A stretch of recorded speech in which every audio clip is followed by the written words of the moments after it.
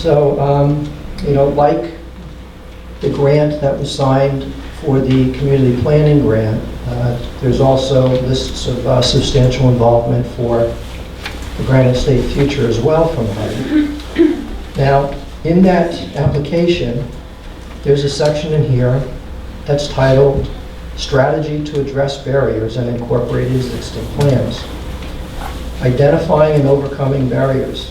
And what it says here is that anticipated barriers include New Hampshire's strong tradition of individual property rights and resultant resistance to planning and zoning. That's a barrier to implementation. Now, they also have their way to solve that problem. It's in the same section. It says, during the planning process, the Regional Advisory Committee will identify any additional common barriers and strategies and bring these to the Sustainable Policy Committee. The Policy Committee, whose members include decision makers from DOT, DES, and OEP, those are state agencies, will work together to identify potential statewide strategies for reducing and/or eliminating the barriers. These strategies will then also be incorporated into the final statewide Sustainable Development Policy Framework. So the solution of reducing and/or eliminating the barriers, those barriers are our individual property rights. Okay, so in another section, it talks about the alignment of work with state government initiatives, and it has listed here the New Hampshire Housing Finance Authority. They're a partner in this program. So they're administering the grant that Alton signed. They're also a partner in the Sustainable Communities Initiative, and what they're doing for the Sustainable Communities Initiative, it says here, NHHFA will work to integrate into the Regional Plan for Sustainable Development its recent consolidated plan and analysis to impediments to fair housing choice. There's those words again. What does that mean?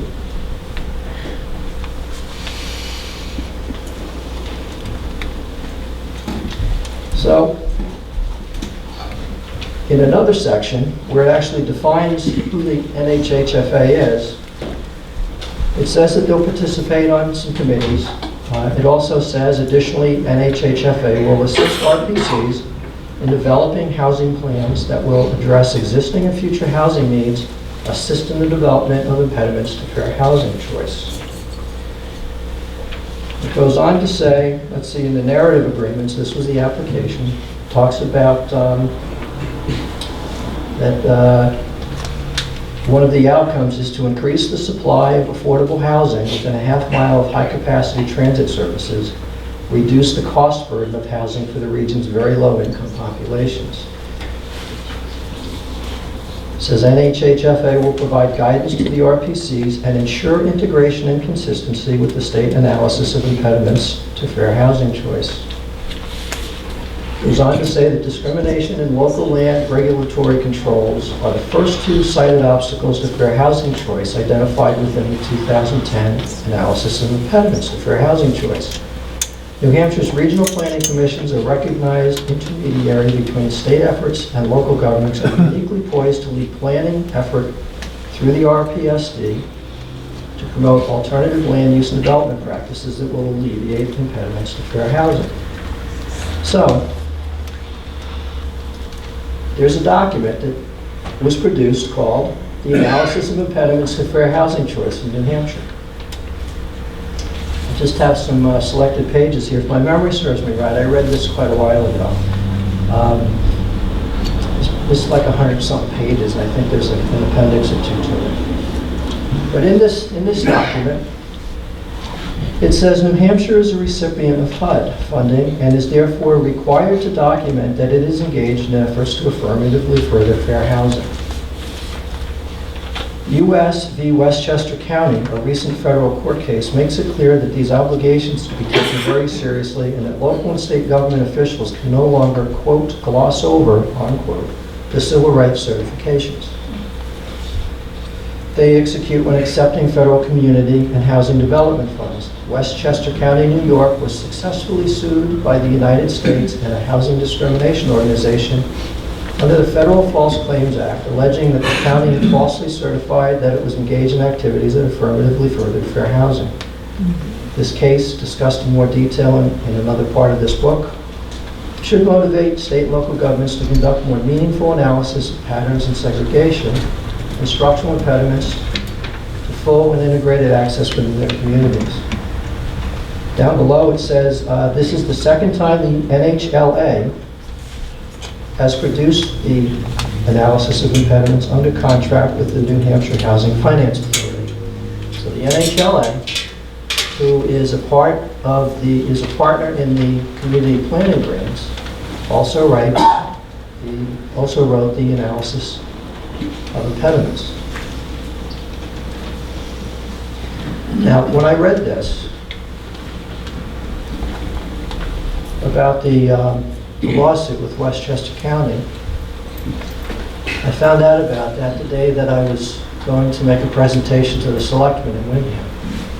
And I was so concerned about all the things that I'd read up to that point, which was only over 3 days, but with a friend of mine and myself, we probably spent 10 to 15 hours each of those days leading up to it. I was so concerned on that Monday, I called the county executive's office in Westchester County, and I got his secretary.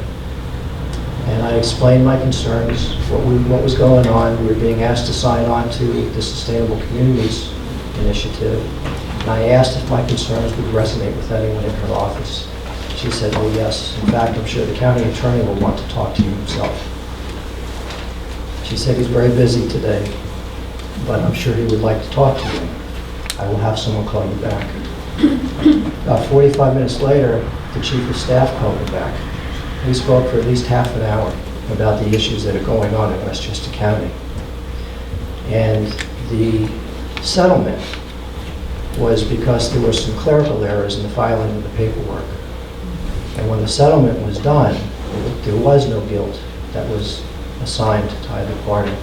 But the previous county executive felt that it would be better to settle rather than to pursue the possibility of having to be found guilty, and then the damages would be more. The settlement was for $51.6 million to build 750 homes in Westchester County.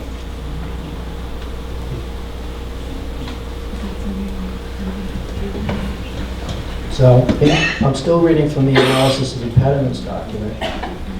And it says here that there have been several legal developments since 2004 update in the federal arena, and action against Westchester County, New York, resulted in a clear message that state and local governments are to take meaningful steps to affirmatively further fair housing when they accept federal housing and community development dollars. That's what you've just done. Now, who are the authors of this plan, of this analysis of impediments? There's 4 of them that are listed. Christine Wellington, she is the managing attorney for NHLA's Manchester office. Daniel Feltus, he is a staff attorney with NHLA in the Concord office. Christine Lavalley, she manages the NHLA's housing law program and coordinates its fair housing work. And Elliot Berry, he is the managing attorney for NHLA's Nashville office. I'm reading this directly. He has been lead counsel on many groundbreaking appellate cases, including Britton versus Chester, a landmark affordable housing decision codified under RSA 674:58, the new workforce housing law, referenced in Part 3 of this document. So he is closely tied to the law on the books now that's brought all of you here together tonight.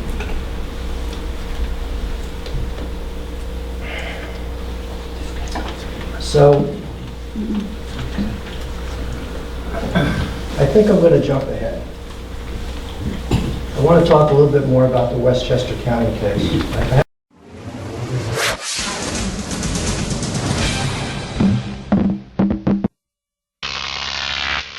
Croc TV.